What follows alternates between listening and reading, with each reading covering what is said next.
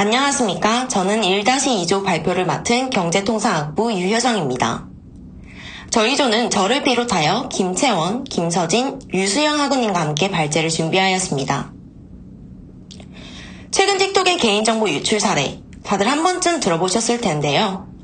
이처럼 개인정보 공개 이전은 언론을 뜨겁게 달구는 이슈입니다. 따라서 저희는 개인정보 공개 이전 문제에 대해 여러분과 심도 깊은 논의를 나누고자 발제를 준비하였습니다. 목차입니다. 먼저 국경 간 데이터 이동과 그 배경에 대해 살펴본 후 대표적인 개인정보법과 사례에 대해 설명하겠습니다.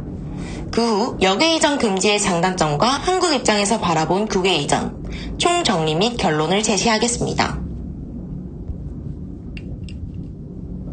본격적인 논의에 앞서 왜 데이터 국외 이전이 사회적 이슈로 등장하게 되었을까요? 이 배경에 대해 4가지 측면에서 분석해본 결과 빅데이터와 같은 초연결 플랫폼의 발전 및 디지털 산업의 우위 경쟁이 치열해진 상황입니다. 또한 정보를 통한 이윤 추구가 심화되고 해외 서비스 이용자 수가 급증함에 따라 개인정보 보호의 중요성이 증가하였다는 결론을 도출하게 되었습니다. 그렇다면 데이터 이동이 현대사회에서 왜 중요할까요? 저희 조는 데이터의 대표적인 특징을 탄력도성이라고 정의했습니다. 이는 물리적 국경과 무관하게 이동 가능하며 제3자에 의해 데이터의 통제 및 관리를 할 수 있는 특성을 가집니다.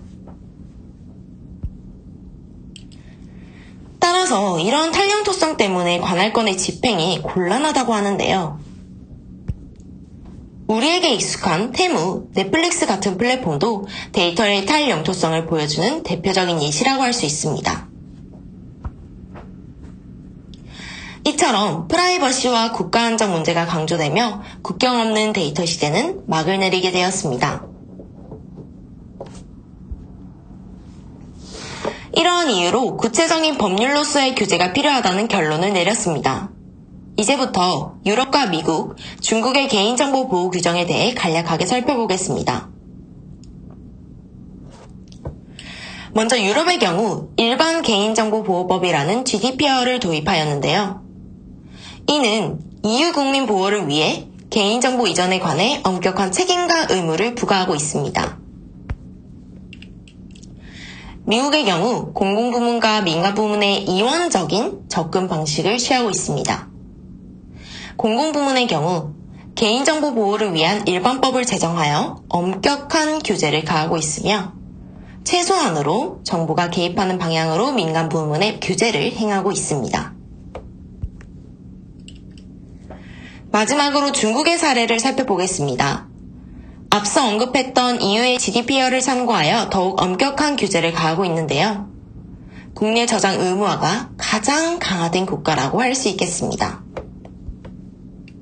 정리하자면 유럽의 역내 이동은 자유롭지만 역외 이동은 엄격하게, 미국은 국외 이전 제한을 철폐하는 방향으로, 중국은 개인정보 이전과 유입을 모두 엄격하게 통제한다고 볼 수 있는데요.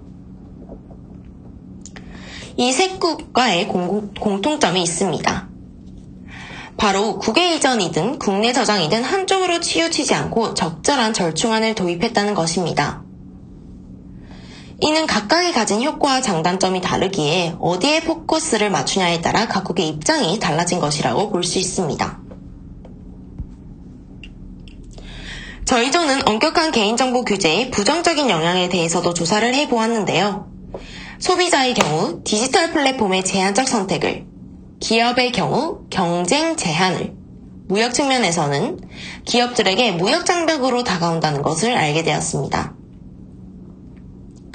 이러한 부정적인 영향에도 불구하고 저희는 국외 이전 규제가 필요한 이유와 근거를 말씀드리고자 합니다.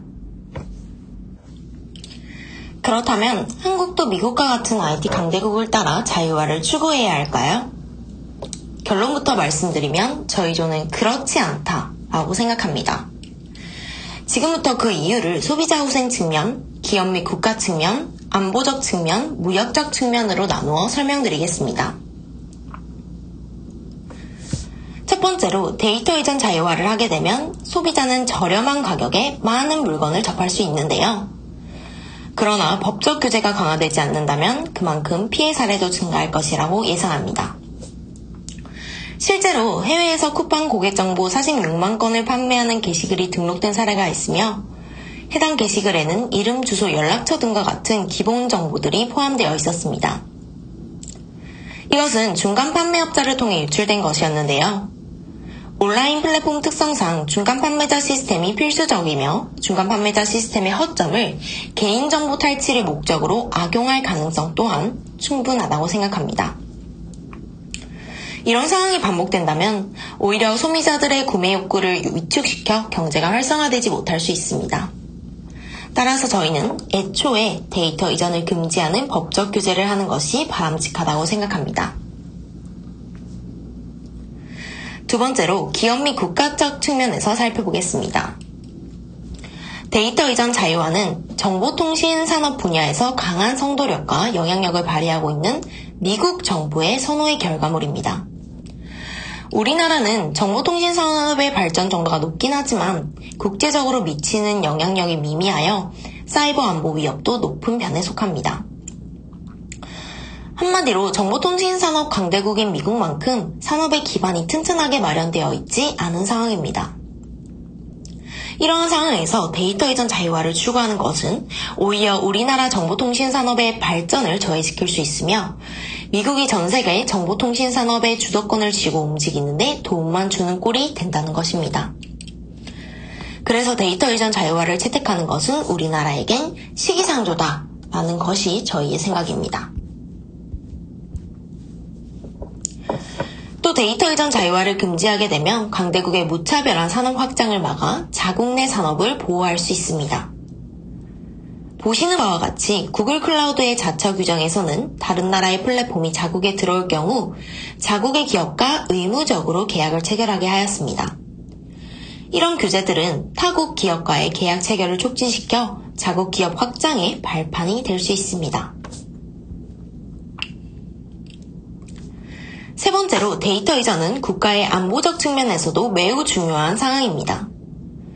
실제로 최근 북한은 소프트웨어를 변조하여 공급망에 침투하는 공급망 공격을 전개하고 있습니다.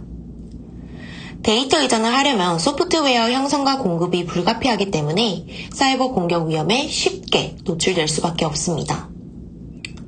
다른 능력과 달리 사이버 능력은 전쟁 시 위협 수단으로서 사용이 쉽고 평시와 전시 모든 상황에서 직접적으로 사용된다고 합니다.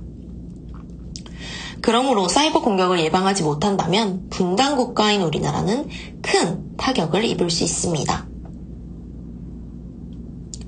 마지막으로 무역적 측면에서 데이터 이전 자유화 금지의 이점을 살펴보도록 하겠습니다. 규제를 강화하게 되면 무역 상황에서 발생하는 위험에 대해 국가가 예상하고 대비하기가 쉬워집니다. 또한 국제적으로 데이터 이전에 대한 안전성을 인정받아 이를 기반으로 다른 국가와 오히려 활발한 무역을 전개할 수 있습니다. 실제로 우리나라의 높은 개인정보 보호 규정이 EU에게 인정받아 복잡한 절차 없이 영국과 자유로운 데이터 무역을 할 수 있게 된 사례가 있습니다. 정리하자면 자유로운 국외 이전으로는 기업 이익, 기술 발전, 소비자 후생, 편리한 서비스 등의 이점을 가지지만 부작용으로는 개인정보 유출, 국가안보 위협, 독과점 우려, 산업 경쟁력 약화가 있습니다. 결론적으로 섣부른 자유화보단 적절한 규제가 필요하다고 생각합니다. 현재 정보산업이 발달하고 국가 간 무역이 활발히 이루어지고 있는데요. 완전한 데이터 이전 금지는 사실상 불가능할지도 모릅니다. 그럼에도 국가적 측면에서 개인정보 이전을 관리하여 만악에 모를 사태를 대비할 수 있고 현재 세계적으로 개인정보 이전에 대한 규제가 부족하기 때문에 국가마다 상이한 규정이 오히려 무역 장벽으로 작용하는 상황입니다. 따라서 세계 공통적으로 명확한 데이터 이전 규제가 만들어지는 것이 필요하다고 생각합니다. 마지막으로 다른 나라를 따라가기보다는 현재 우리나라의 상황을 고려해 독자적인 방안을 마련해야 할 것입니다. 우리나라만의 개인정보 보호의 마지노선을 명확히 설정하고 동시에 데이터 이동 규제의 장점을 충분히 활용하면 개인정보 보호뿐만 아니라 정보화 산업에서 얻을 수 있는 경제적 이익까지 확보할 수 있다고 생각합니다. 이상 저희 조의 발표를 마치겠습니다.